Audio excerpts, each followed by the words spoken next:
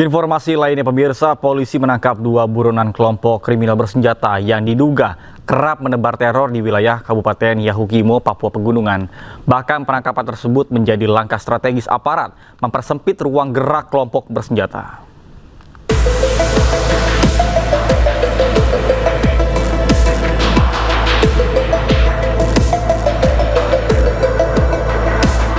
Satgas Operasi Damai Kartens menangkap Homi Herluka dan Simak Kipka, 2 buronan kelompok kriminal bersenjata yang kerap menebar teror masyarakat Kabupaten Yahukimo, Papua Pegunungan.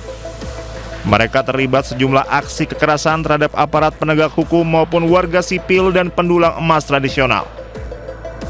Wakil Kepala Operasi Damai Kartens 2026 Kombes Adarma Sinaga mengatakan kedua tersangka ditahan di Polres Yahukimo. Penanganan hukum terhadap Homi Herluka dan Simak Kipka akan dilakukan secara profesional dan transparan. Homi Herluka memiliki rekam jejak keterlibatan dalam sejumlah tindak pidana, antara lain penembakan anggota Polri hingga meninggal dunia, kemudian pembakaran mobil Satbinmas, pembunuhan warga pendulang emas, penembakan anggota Kodim Serka Segar Mulyana, serta penganiayaan berat terhadap warga sipil dan penembakan terhadap warga bernama Suwono. Sementara Simak Kipka ditangkap terkait dugaan keterlibatannya dalam aksi pembakaran mobil Kepala Desa Almadi pada 18 Februari 2026 di sekitar kantor DPRD Yahukimo. Polisi masih mendalami peran Simak Kipka dalam jaringan KKB Yahukimo. Tim Liputan Anyus melaporkan. Kepala Operasi Damai Kartens Brigjen Pol Faizal Ramadhani membenarkan terjadi peningkatan gangguan keamanan di Kabupaten Yahukimo, Papua Pegunungan. Ini pun terjadi pasca kaburnya anggota kelompok kriminal bersenjata Kopi Tua Heluka dari Lapas Wamena pada 25 Februari 2025. Di 2026 ini sampai kemarin itu ada 23 kejadian.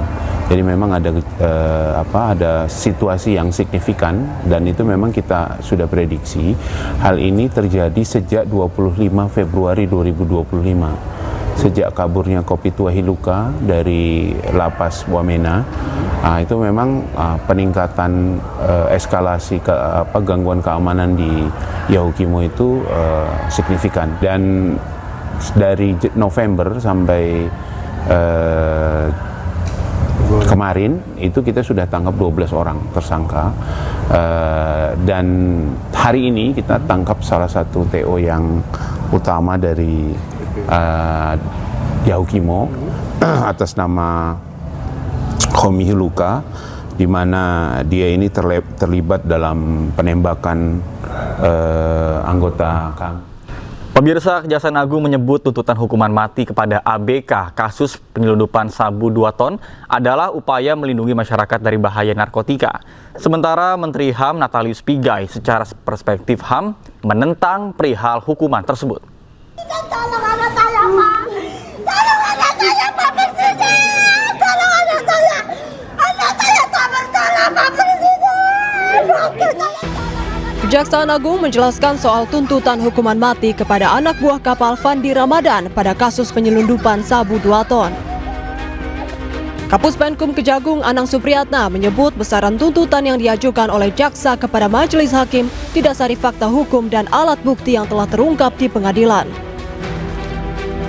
Salah satu pertimbangan jaksa memberikan hukuman maksimal, yakni sebagai upaya untuk melindungi masyarakat dari bahaya narkotika.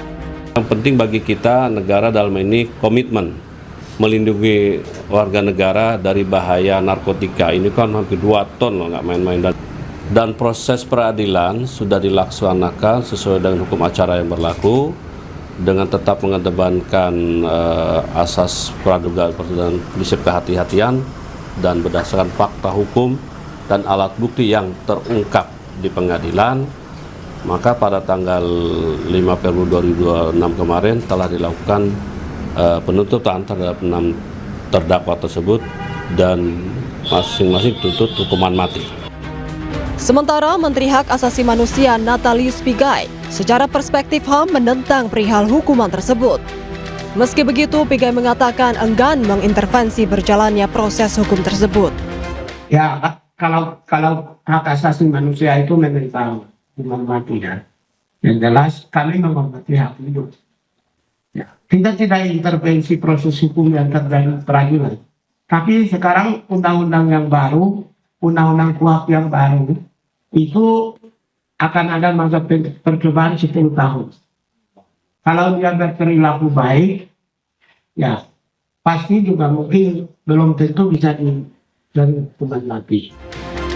Diketahui sebelumnya Fandi Ramadan yang baru 3 hari kerja dituntut hukuman mati dalam kasus penyelundupan narkotika jenis sabu seberat 2 ton. Tuntutan tersebut dibacakan jaksa dalam persidangan di Pengadilan Negeri Batam. Tim Liputan iNews melaporkan. Sementara itu pemirsa, Hotman Paris meminta perhatian Presiden Prabowo Subianto terkait dengan kasus yang menjerat Fandi. Hotman menilai tuntutan mati yang menjerat Fandi merupakan bentuk kegagalan keadilan yang nyata di Indonesia. Jadi melanjutkan dari himbauan dari orang tua kandung dari si calon dihukum mati ini, saya pun sangat menghimbau kepada Bapak Jaksa Agung agar tolong diturunkan tim untuk mengeksaminasi apakah, karena apapun namanya surat tuntutan pun bisa dicabut kok demi keadilan, kenapa enggak? Demikian juga kepada Majelis Hakim di Pengadilan Negeri Batam dan juga nanti Ketua Pengadilan Tinggi Kepri agar benar-benar mendengarkan tangis dari orang tua korban fitnahan ini.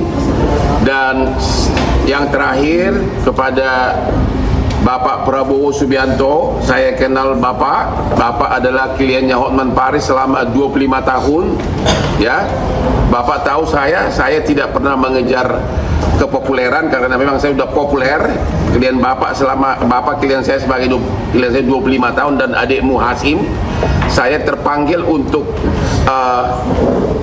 menemani Bapak Ibu ini karena juga saya melihat video dari Bapak Presiden beberapa hari lalu. Bapak Presiden berjanji akan mencegah terjadinya miscarriage of justice. Itulah istilah dari Pak Prabowo, itulah miscarriage of justice, artinya penyalahgunaan kewenangan untuk keadilan, kesalahan dalam penegakan keadilan. Pak Prabowo berjanji akan mencegah adanya miscarriage of justice di negeri ini, dan inilah bukti pertama. Dan saya yakin Bapak Prabowo, 290 juta penduduk Indonesia mendukung ibu ini. Ya, benar ya, Pak? 290 juta penduduk Indonesia kemungkinan besar saya yakin ikut menghimbau kepada Bapak Prabowo agar mempergunakan kewenangannya untuk mencegah anak ibu ini masuk ke tiang gantungan.